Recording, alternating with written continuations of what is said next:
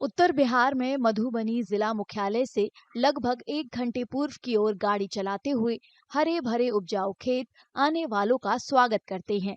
ये झंझारपुर है, जो सूबे के मिथिला क्षेत्र में आता है। और ये इलाका कभी कांग्रेस के पूर्व दिग्गज नेता और मुख्यमंत्री रहे जगन्नाथ मिश्रा का गढ़ हुआ करता था। ये इलाका अपने ऐतिहासिक मंदिरों और समृद्ध सांस्कृतिक विरासत के साथ साथ हाल ही में तेजी से उभरते हुए शहरीकरण के लिए मशहूर है। मौजूदा वक्त में इस विधानसभा सीट पर दिवंगत जगन्नाथ मिश्रा के बेटे नीतीश मिश्रा का कब्जा है, जिन्होंने 2020 में बीजेपी के टिकट पर यहां से जीत दर्ज की थी।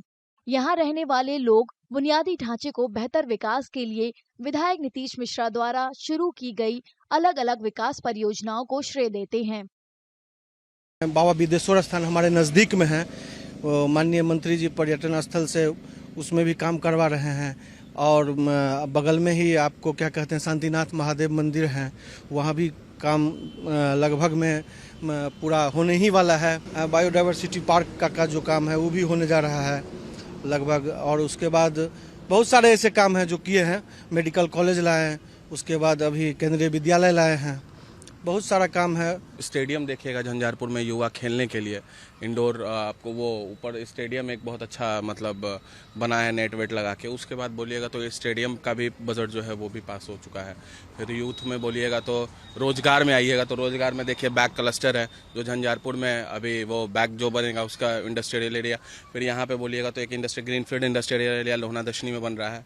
उसके बाद जैसे जैसे आप देखेंगे तो 420 किलोमीटर के आसपास क्षेत्र में रोड जो होता है पक्कीकरण होता है, तो 420 किलोमीटर रोड बना है।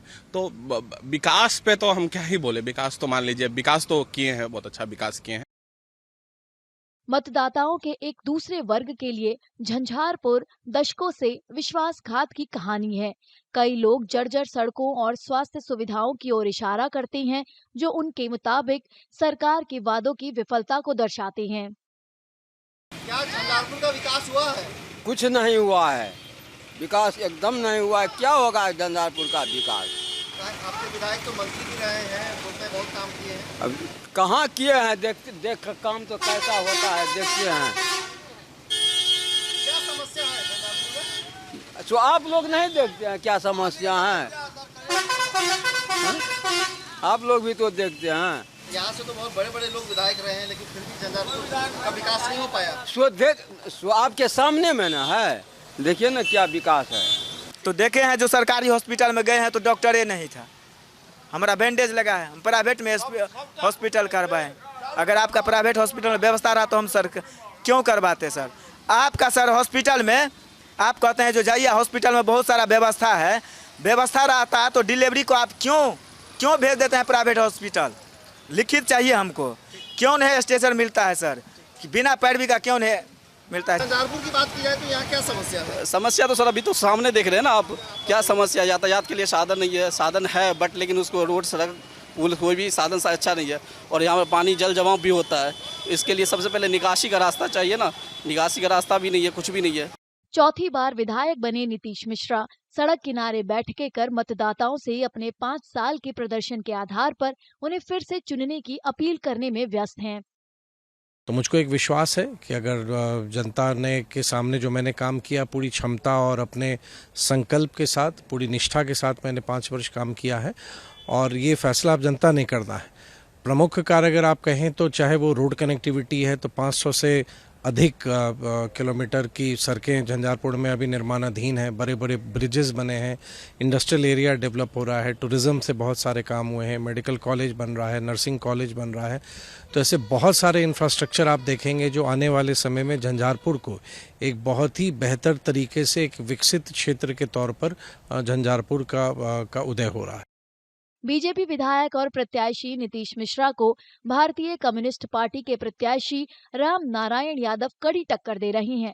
यादव अपने प्रचार अभियान के दौरान युवाओं में बेरोजगारी को इस चुनाव का मुख्य मुद्दा बना रही हैं।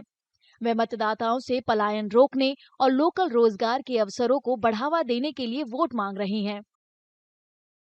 अब विकास की बात झंझारपुर में करते हैं उद्योग मंत्री रहते हुए एक भी उद्योग झंझारपुर विधानसभा क्षेत्र के अंतर्गत कहीं नहीं लगा है।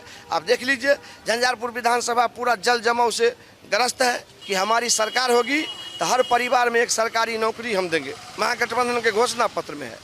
मजदूरों को पलायन को रोकेंगे और मजदूरों के लिए बिहार में कल कारखाना व्यवस्था करके हम मजदूर उपलब्ध कराएंगे, रोजगार उपलब्ध कराएंगे और संविदा कर्मी जितना है उसको हम परमानेंट करेंगे, हमारी सरकार होगी। झंझारपुर विधानसभा सीट पर दूसरे चरण में 11 नवंबर को मतदान होगा, जिसके परिणाम 14 नवंबर को घोषित किए जाएंगे।